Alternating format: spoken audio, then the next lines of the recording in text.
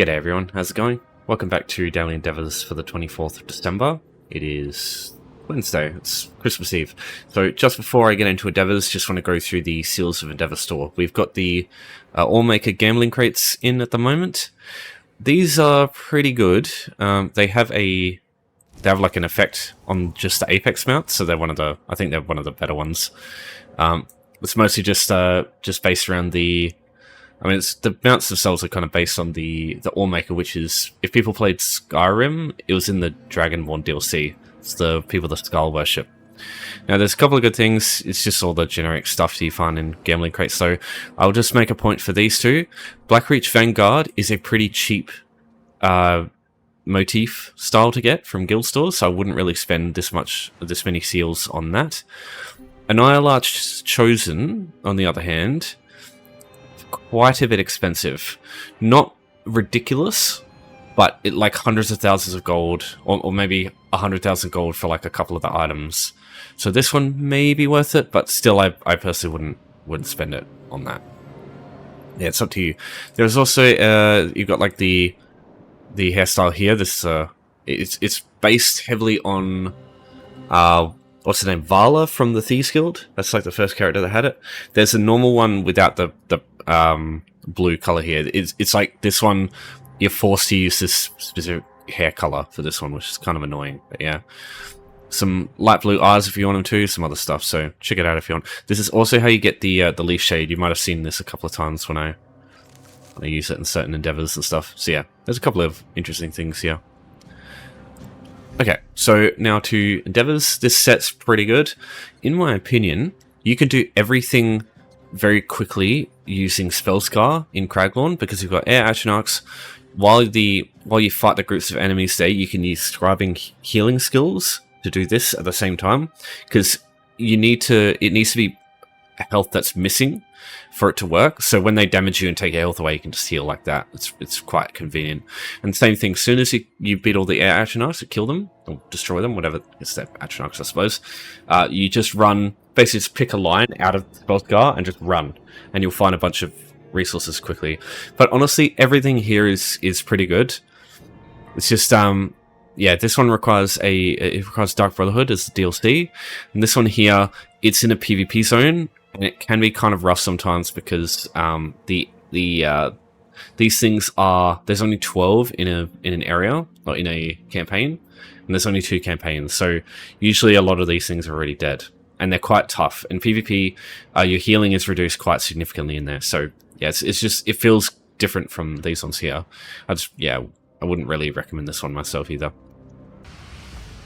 Alright, so beginning with how to heal with scribe skills. So much like the weekly endeavor with the healing in PvP areas, it's very similar. You want to look at missing health, because that's actually what amount means. So if you just use a scribe skill right now, as an example, I've just got healing soul here, nothing will happen. But if you're missing health at the time, it will work. So what you need then is some healing scribe abilities and something that takes away health. There's a couple of options for each. Let me go through them. So firstly, healing soul. This is probably the quickest healing scribed ability that you can get access to. What you're going to need is wield soul, which you get from completing the very first quest of the scribing skill line. It takes like 5 minutes doing this one. The thing that will take a while though is healing and Sage's Remedy. You need to complete Wing of the Indrik to get that. If you've completed the Scribing skill line, you will have everything you need for this portion. You'll have healing, you'll have Sage's Remedy, and you'll have Resolve at least. If you can get access to Vitality, what you need is to have completed the Wing of the Dragon, which is another one of the quests for the Scribing skill line. You need to go to Rolka in Reaper's March over here, over to the Mage's Guild, and it's over here on like a bunch of boxes. You'll get like a little scroll that you can pick up and use, and that will give you Vitality. You want that because it gives you increased healing done, which is just going to make this faster. Once you've got all 3 of these, you're basically well set to do this whenever you're ready. Now, the other one you want to look at, obviously you can get other heals that has Sage's Remedy, so they just give you extra healing over time. But the real winner that you want to look at in the Alliance or Support category is Banner Bearer. What you can do with Banner Bearer is this thing can give you both things at once, basically. So you can have, if you've got the Immobilize focus, This takes away health, while Sage's Remedy gives you health every 2 seconds. So these both take away and give health every 2 seconds. So just this skill with Immobilize and Sage's Remedy together, you can just basically activate this. So what you do with Banner is you just chuck it on and activate it, and it's just a toggle. So you just sit here, and Sage's Remedy will slowly heal you, and yeah, if you have Immobilize, it'll take away health. The problem is, yeah, like I said, getting access to Immobilize, it can be a bit painful because you have to do major skill dailies, but there's only like 10 focus scripts entirely, and like 3 of them are already unlocked by doing other stuff. So you only need to do like a week's worth of dailies to get them on one character. Once you've got one character with all this stuff, you're basically good to go. So those are the 2 I would look at. Banner Bearer for the long term, because you can basically automate this while you do other stuff. And you want your wield soul, because your healing soul, because once you've got low HP, this thing just does everything you need. Bam. And from that, we're already like 20% of the way there. Now, as far as taking away health goes, you can, with the, as I said, with the Air Atronachs option, while you do that, you could just have them damage you and just heal yourself with a Scribe skill as you do that with Healing Soul. But if you want a way to do this while you're running around, while you're doing like resources from the world, or running around for patrolling horror or some shit like that, or even a Black Sacrament, same thing, you can get abilities that remove health. Like I've just showed you one. Siphoning Strikes, or Siphoning Attacks the Morph, I think is the best one. This thing is amazing, honestly, for this option, because this uses Magicka to give you health, this uses health to give you Magicka, so this is just like a symbiotic process. It's just like Equilibrium and Healing from Skyrim days.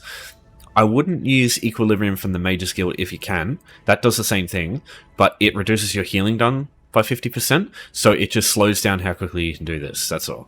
The other good option is in Undaunted, Blood Altar. You get this from accepting the Undaunted, the one of the Undaunted quest. The fastest way to do this is just go here to the Rosy Line in Glenumbra, in Daggerfall. This Waystron's unlocked by default, so you can get here whenever you're ready. You just come in here, accept the quest. That gives you Blood Altar, you just need a skill point, and you struck that in, and it does the same thing as Siphoning Strikes. Takes away health, it just doesn't give you resources, that's the only thing. So it's just a little bit slower, that's all. But yeah, honestly, wouldn't be a bad idea just doing it while you do the Air Atronachs. And then, yeah, just have other stuff attack you while you're harvesting resources in the wild too. Air Atronachs. The only location that is great for this is Spellscar in Craglorn. It's a base game option, everybody's got access to this area. You just won't have any Wayshrines unlocked by default. So if you don't have access to this, there is a video in the description, a tutorial for home tours. It's basically just like having a bunch of extra Wayshrines by default. It's really helpful. Look for Hackfield's High Hall in that menu, over here, and just travel to it. Over here, just go west, unlock this Wayshrine, get this Wayshrine too, because it gives the whole area around Spellscar. And just run along here for a while, you'll find these things here. This is an Air Atronach. So all you need to do is find 5 of these guys, and that's it. So same thing, as I said before, just let them hurt you, and just healing soul yourself every now and then, just to get you some health back. Oh, sorry, just to progress the endeavor. There you go, just do that for a while. Now, obviously, there'll be a lot of people running around trying to do the same thing. If you can, try and be civil on how quick you kill these things. If you see other people running around trying to do the same thing, don't obliterate them. Unfortunately, some people will just do that. Nothing you can do about that. Just try and be as nice to your friendly to your players as you can. Be better than them. There's another one here. So while we wait for other people, I'm just going to let them damage me so I can keep healing with Scribing.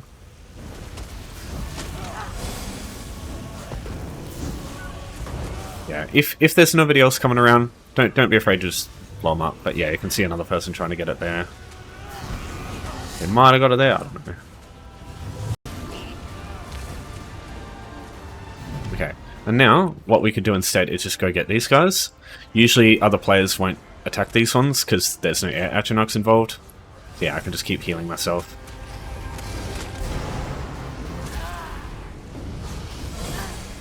Yeah, there's an example of what you can do to just get the healing one done as well.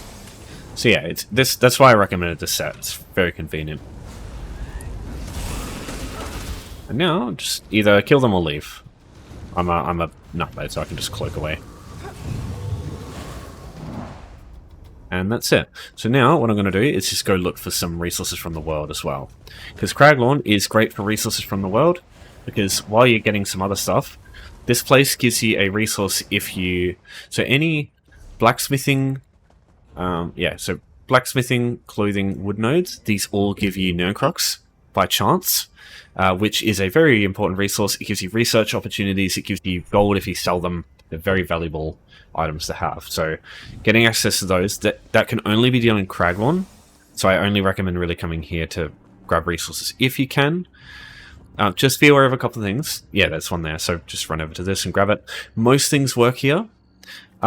The only things that don't work for this endeavor particularly are treasure chests and thieves' troves and Psijic portals. That's it. That being said, Psijic portals, I do suggest you still grab them, even if they're not going to work for this, because Psijic portals can give you some good shit. They give you Orbic Ambers, which can sell for a fuck ton. Even more than Nurncrux do, I'm pretty sure. And you can get pulverized and full like trait items for that, which is excellent. Around here, and you'll find everything you need. Maple log there, same thing. Now, wood nodes are good. They give you the cheapest rough material, but they also give you heartwood, which heartwood is super fucking expensive as well.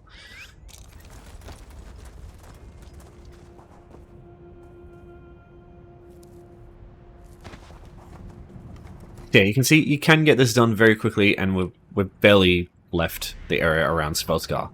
So what this add-on is, this is HarvestMap. So I'll link this in the description if you want to get it yourself. All this does is every node that you found in the wild, it will save it on the map and let you...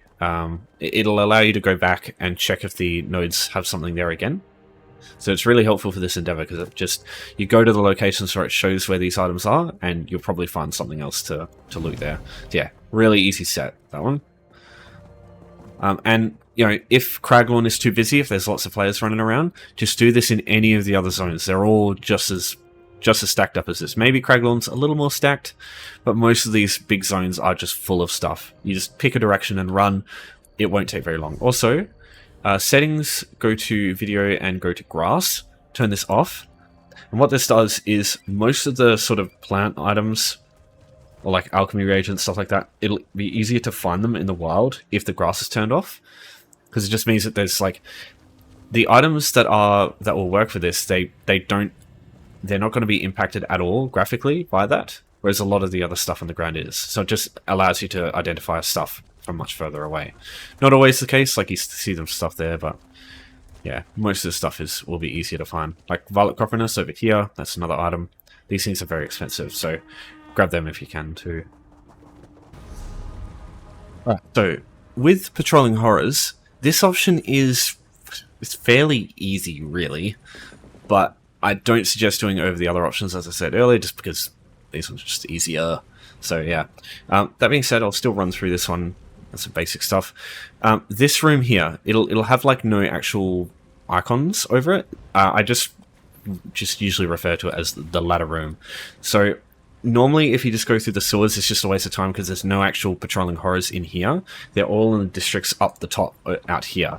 And the quickest way to get there is through these district ladders in this room here. That's why you want to go here.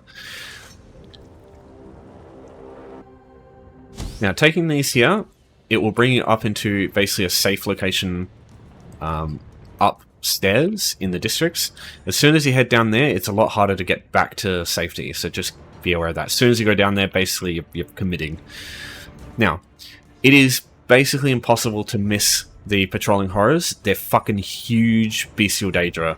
And even easier to see if you're in stealth because they have huge blue circle rings around them. They're just like the Black Sacraments are. Oh, that might be one over there actually. This big dude up here that just got killed, that would be a Patrolling Horror.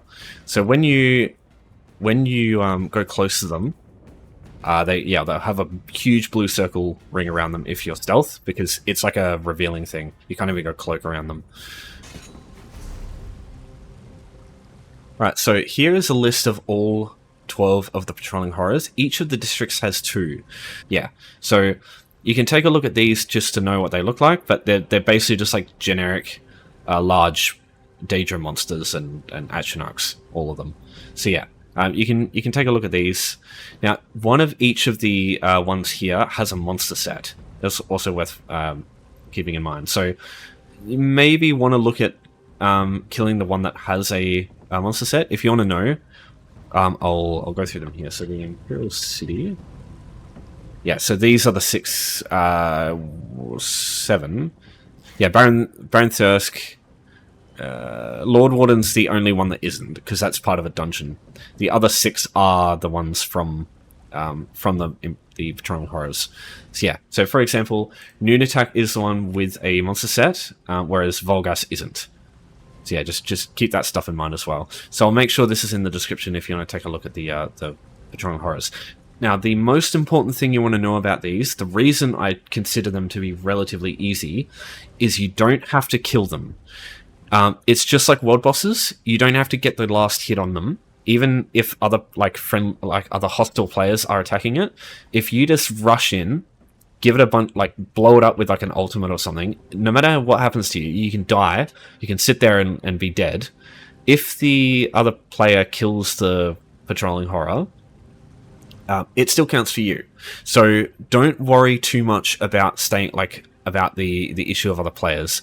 The only thing that will become an issue here is if the other player decides fuck you and just takes the Patrolling Horror away and doesn't kill it. That's when it's going to screw you over. That doesn't happen very often. It does, but yeah, as I said, not very often. So what I would recommend here is just throw caution out the window. It's very, very, very rarely that I ever say this, but yeah, throw the caution out the window. Just attack the thing as much as you can, and then, regardless of if you die, try and stay alive, obviously, if you know how to. But just throw everything you got. Just end up dying, and just let the thing be killed. And then, what you can do later is, if it's dead and you end up reviving, either through waste shine and going back, or on the spot, if someone else revives you, then you can just go in and loot the Patrolling Horror. And if it's one of the ones with the monster set, you should get the monster set from that. So it's probably the easiest way to get the monster sets collected from all these ones. Now, that being said, the only one I would really consider worth it is Baron Thirsk, and that's only with the one piece. The second, I actually use it myself, but the second part is not really something I worry about. Minus Timidity is an interesting debuff. It takes away ultimate, but yeah. Noon Attack is also quite interesting, but it's not something I would really use or go out of my way to grab. Yeah. Baron Thirsk, you could probably just get the shoulder anyway, or just get this one, and that's it. And honestly, other than that, I wouldn't really look at any of the other ones. But yeah, it is something that's worth considering, and it's a pretty easy endeavor, let's be real. So yeah. Just oh yeah, one more thing. With these districts, if you drag the Patrolling Horror to the district, the guards on the flag will actually help fight it. So you can make it a lot easier for yourself by doing that. But obviously you can only do that if the district is under your control. Because the Patrolling Horrors, they have a huge aggro radius. It's fucking massive.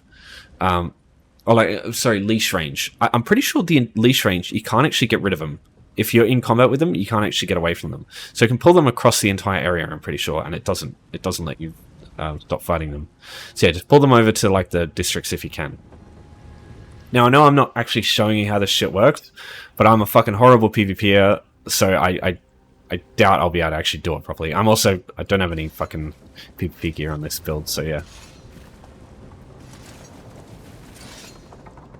It doesn't really need to be shown, because I've done it heaps, so I can guarantee you that this works. So yeah. But yeah, I feel like I'd be wasting too much of your time trying to get it to work. Because yeah, I'm fucking useless in there. Okay, last option now, we've got a Black Sacrament. So as I said earlier, this requires you to have the Dark Brotherhood DLC to do it.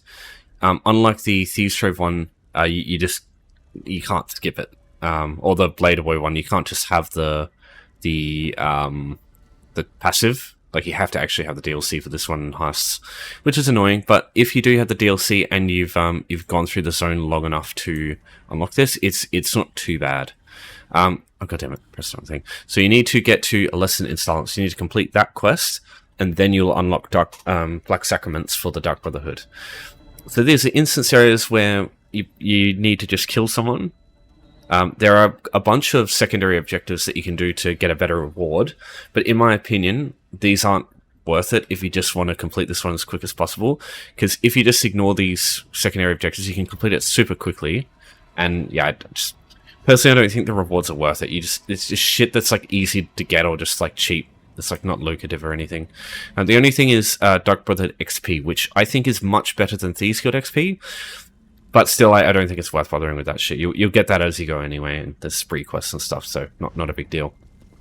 Alright, so you need to find this guy here, Speaker Tyrannus.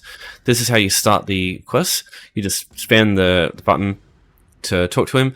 He will tell you a bunch of secondary objectives, and you do kind of have to listen or like read this, because some of the stuff isn't like easily...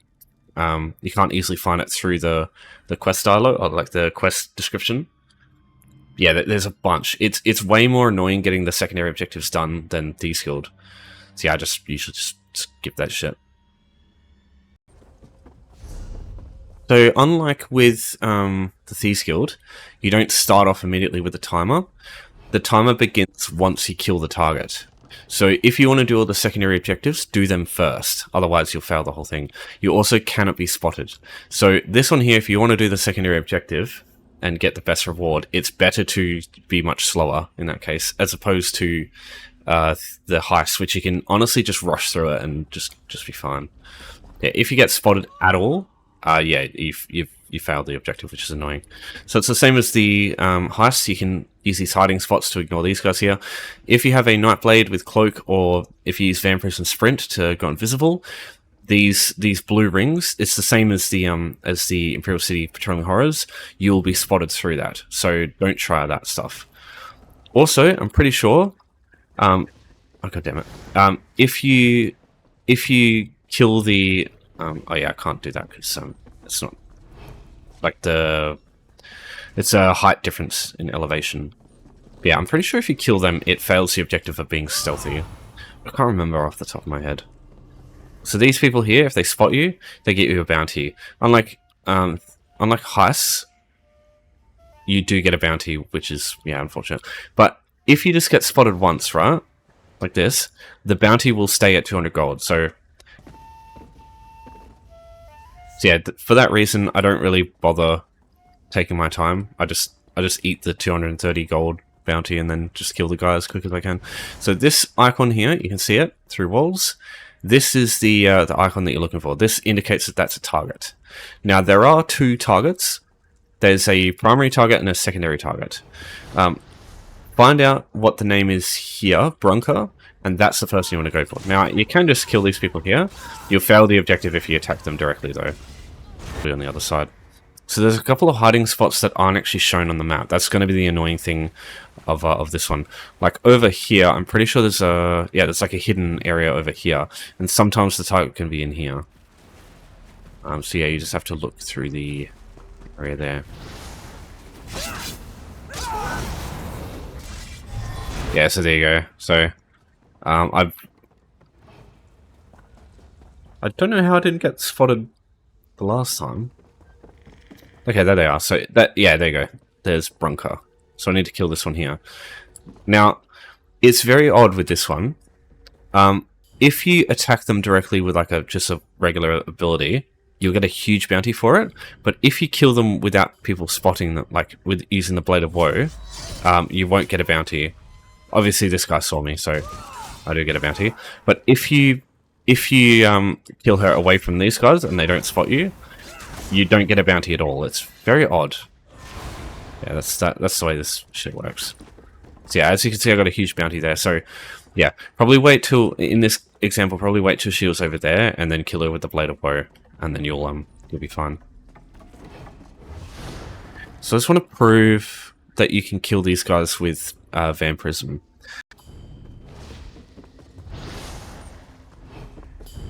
There we go. Okay. So you can kill them with Vampirism, but even if you do that and no one else hears it, it still says that you've been spotted. So yeah, I wouldn't do that myself, but you can do it if you want. All right, so yeah, as you do that, you'll get a timer up the top here that will say the overseer arrives in this time, and if you don't get here in that time, you fail the objective. But there's also the overseer will arrive, and they're basically, I don't know if they're here. I'll just see. Yeah, there you go. That's what I was looking for. Where are you, sir? Boss. Yeah, there you go. University overseer. So they do the same thing as the other like regular enemies. They put a shield on themselves, but they only do it once. Yeah, literally like just a public dungeon boss. That's all these people are. They do a fair bit of damage, but just have like a basic heal, you'll be fine. Okay. You won't get a bounty if you're killing them either, so... Alright, so we'll just head back. And that one back in. And that's it. Now, if you do fail the secondary objectives and you want to try it again, just before you do that, just abandon the quest and accept it again. You can retry as many times as you want, but again, I just don't think it's even worth it. Because, yeah, what? You go to the... oops, wrong one. Oh, God damn it. You look at this stuff, you get the Sith's set, which is... Honestly, I don't consider this a very good set myself. You get Dark Brotherhood motifs, which you can just buy for 10 grand. Just do some wriths. Like, you'll be able to just buy it anyway. And yeah, I think they're like the only things you can get from this. So yeah, I just don't really bother. Because the other thing is XP, which is good, but I wouldn't go out of my way to get XP for Dark Brotherhood. The reason I suggest you should level up this skill line if you have Dark Brotherhood DLC on at least one character, preferably like your crafter or your resource farmer. Now, Blade of Woe, obviously, you get this for endeavors, but other than that, I don't really give a shit about this. The only thing I personally care about with this skill line is this thing here. This thing is absolutely fucking amazing. So when you go past like enemies on your mount, how annoying is it when you're going to a way shrine to travel somewhere else, you get into combat with something because you go too close to it and it chases you. You go to travel somewhere else, and you can't because you're in combat. So you've got to wait for this fucking, like, this top, like, Sench or whatever the hell the thing is, to come after you. And just as you go to attack it, it loses aggro, you can't hurt it at all, and it just runs away. It's like, just, what a waste of time. What this does is you can get pretty damn close to enemies and they won't aggro. Like, especially if you go really fast. It's very rare that I actually get aggro by stuff if I'm just trying to run through places like Craglorn with this thing here. Because, yeah, it only reduces by 50%, but honestly, I've gone straight, like, I've literally been touching enemies, and it just, you don't get spotted. It's crazy how good this is. So yeah, definitely recommend this. Dark Brotherhood 7, and then I just forget about the skill line, personally. But yeah, this thing is, like, honestly, one of the best passives in the game. It's that good. Alright, that's all there is to this daily set. So, if you have any questions, you know the drill, just give me a holler. But thanks everyone for watching. Thanks for your support as always. Wishing you a good Christmas Eve and a good Christmas. I'll be doing dailies for the next couple of days, so don't worry. So I'll do one on Christmas and on the weekend for the Golden Vendor as well. But yeah, for now, that'll be all from me. So thanks everyone for watching. Thanks for your support as always. Have a good one, and take care for now.